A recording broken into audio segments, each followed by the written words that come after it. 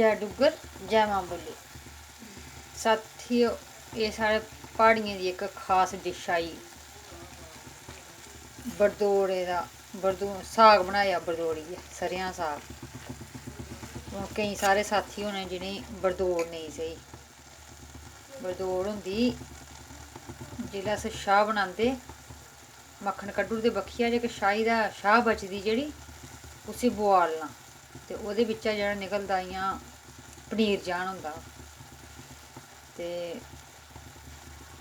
बस उसी सरेआं साग बोआलो ते उसी जेह्ड़ा ओह् पनीर जन शाही चा बोआलियै निकलदा। ते शाही दा पानी बी जां डोली बी सकदे ते नेईं तां उस पानियै कन्नै अस आटा बी गुन्नी सकदे। पूड़ियां शूड़ियां बनानियां होन ते ओह् आटा गुनदे तां पूड़ी शैल बनदी। ते केईं लोक डोली बी दिंदे। ते जेह्का पनीर नेहा बचदा ते उसी अस साबतियां मर्चें दा स्पैशल, एह् साढ़े प्हाड़ियें दी खासियत ऐ कि सरेआं सागै च साबती मर्चें दा तड़का लगदा। ते सादा तड़का लाओ तुस, कोई मता किश पाने दी जरूरत नेईं ऐ। सरेआं साग बोआलो ते साबती मर्चें दा तड़का लाओ, लून मर्च सोआदानुसार, हल्दी पाओ। इसी तुस फुल्के कन्नै बी खाई सकदे, ढोडे कन्नै बी खाई सकदे। ओह् साढ़ी मर्जी ऐ असें खाना कि'यां। पर एह् दिक्खो हां तुस भला तुसेंगी केह् स्हेई होआ दा, कनेहा बनेआ होग। मेरे बच्चे इसी सागै गी बड़ा पसंद करदे।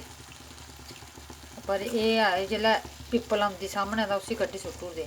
साबती मर्च पाने दा एह् फायदा होंदा कि जेह्का खाने आह्ला मर्च तां ओह् खाई लै ते नेईं तां रक्खी ओड़ो साइड उप्पर। एह्दे कन्नै कोई जैदा दाली बी नेईं होंदी सब्जी।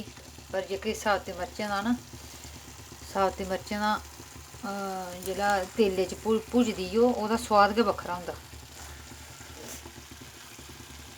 तां करियै साबती पिप्पलें दा तड़का लांदे इ'नेंगी स्पैशल।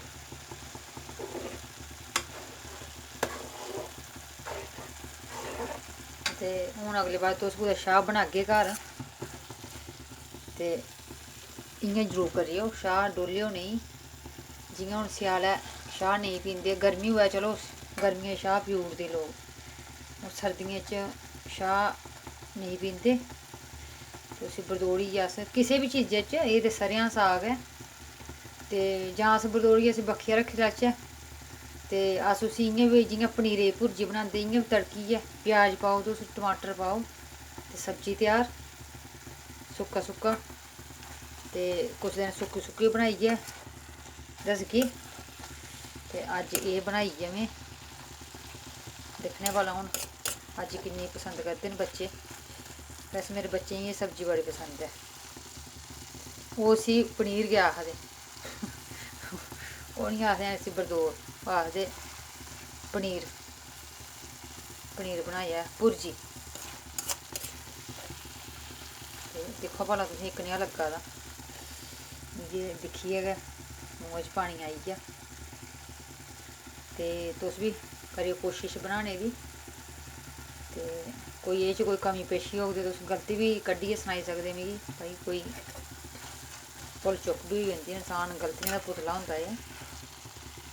ते गलती कड्ढियै तुस कमैंटें च सनाओ ते अ'ऊं कोशिश करगी फ्ही गलती सुधारने दी। ते साथियों कन्नै कन्नै सोआद बी लांदे जाओ ते कन्नै कन्नै चैनल सब्सक्राइब बी करेओ। धन्नबाद साथियों।